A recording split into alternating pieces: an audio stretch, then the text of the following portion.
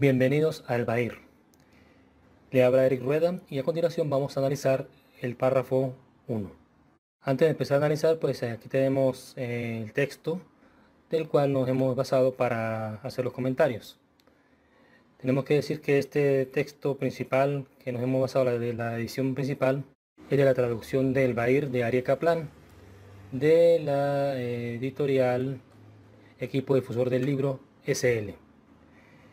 Naturalmente hemos también utilizado otras fuentes, pero prácticamente pues nuestro criterio principal ha sido guiarnos por esta traducción, introducción y comentario. El Bahir empieza con Rabbi Nehemia ben Akaná, ¿sí? El cual es uno de los principales líderes de la Kabbalah, y empieza citando un versículo, el cual dice lo siguiente: y ahora no se veía la luz, hay un resplandor en los cielos, rodeando en terrible majestad. Job capítulo 37, versículo 21. Es decir, que a la dificultad y imposibilidad de ver la luz se añade que hay un resplandor, o Bahir, el cual se puede ver en los cielos. Tenemos que este comentario, esta cita bíblica, este versículo, se le agregan 3 versículos explicativos, los cuales trataremos posteriormente. Pero antes de entrar en detalle, tenemos que señalar algunas referencias en torno al Bahir, como el Talmud, Isaac de Aco, el Tikkun Zohar, el comentario del Pseudo Rabet relacionado sobre la tablilla de los 32 caminos de la sabiduría y la pelea pseudoepigráfica. Referente al Talmud Chagiga, fragmento 12b abajo, tenemos que el pasaje dice: la oscuridad, las nubes y la niebla lo rodean, porque está escrito. Y a continuación tenemos la cita, Salmo 18:12. Pero hay oscuridad ante él, cuando se dice en Daniel 2:22, él sabe lo que hay en la oscuridad, y con él habita la luz. Esto no es una dificultad. Uno es sobre el interior, el otro de los espacios exteriores. Así que el versículo de Daniel podríamos decir que ha sido cambiado por el versículo de Jacob. Probablemente porque esto es la alusión a la luz primigenia. El Orbair contiene una especie de pieza principal en las cosmogonías precabalísticas. Como sea, pues el enfoque es que desde el interior del cielo, es decir, de la parte de Dios, todo es luz, pero de la parte exterior, nosotros como seres humanos limitados, pues no podemos verlo, ¿sí?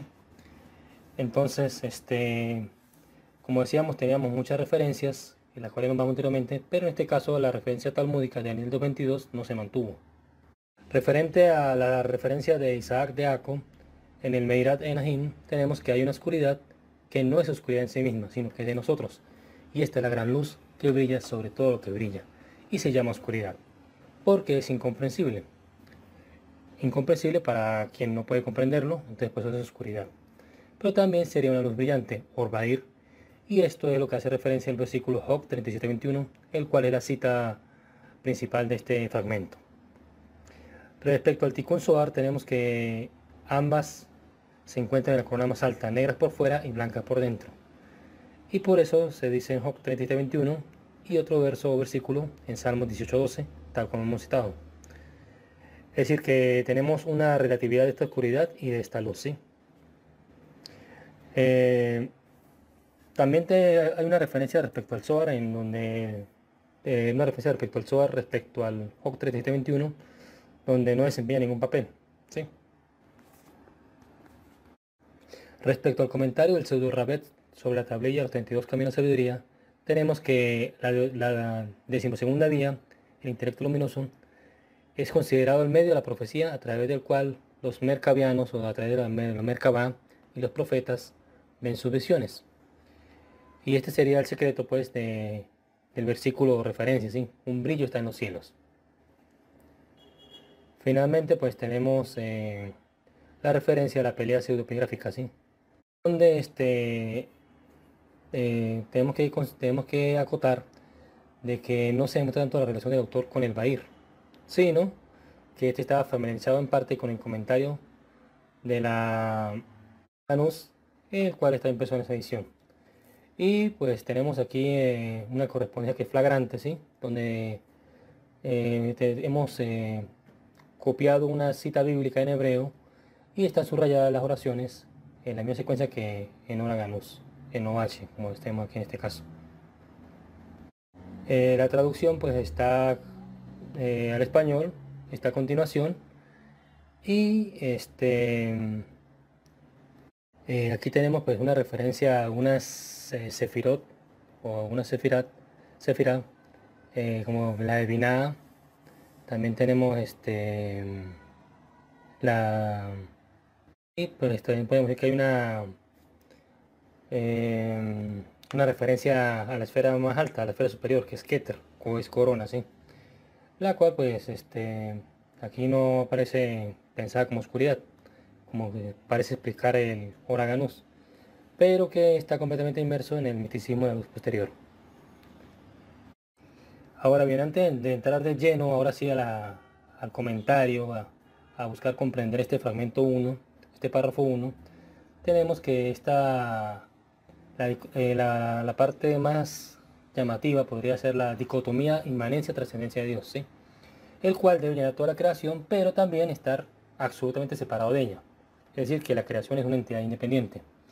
Esta luz, que es la esencia divina, se contrae, lo que en hebreo se conoce como sinsun.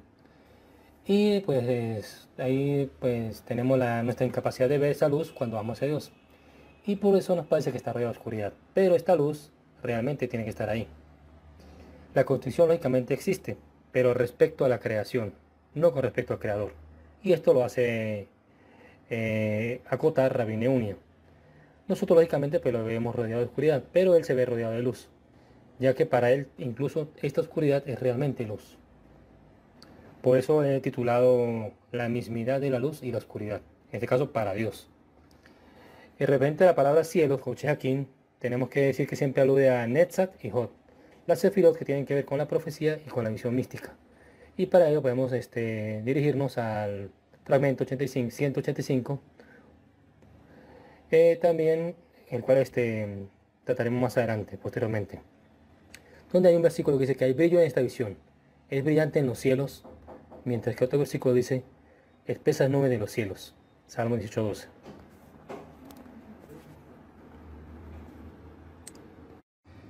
Según los comentarios de Mario Sad, tenemos que Shehakin, a la vez de que significa cielos, también significa nubes. Y podría hacer referencia, según la interpretación cabalística, al tercer cielo, ¿sí? Como vemos, aquí tenemos un uso de la dialéctica, ¿sí? Tenemos una tesis, una antítesis y una síntesis, ¿sí? Lo cual es algo muy común en la parte de la Kabbalah, que es la estructura básica de los tripletes, ¿sí? Y para ello, pues, hacemos memoria referente a los 13 principios de la exégesis de Rabbi Ismael, el cual era discípulo de Rabbi Neunia, que es el que comienza hablando en este fragmento, ¿sí? En este caso tenemos dos versículos que se oponen hasta que un tercero viene a reconciliarlos, lo cual encontramos en la introducción al Sifra. A continuación, en el primer versículo explicativo decíamos que teníamos tres. En este primer versículo explicativo tenemos que la oscuridad es indicada como un lugar que hizo Dios para ocultarse, ¿sí? Y lógicamente pues uno puede pensar en un lugar que hizo Dios para ocultarse del inicio de la creación, pero también la pregunta es, ¿ocultarse de qué o de quién? Podríamos decir lógicamente que de nosotros, de su creación, de sus criaturas. Pero ¿ocultarse para qué? Para que no lo encuentren, o vigilarnos o protegernos desde la oscuridad. Lógicamente esto es una hipótesis un poquito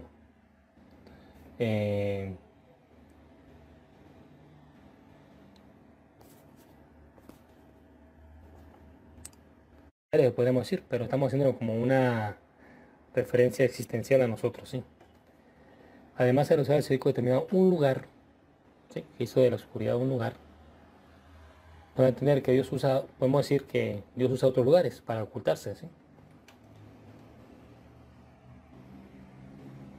Lógicamente, pues Dios como ser omnipotente puede ocultarse de cualquier lugar, en cualquier parte.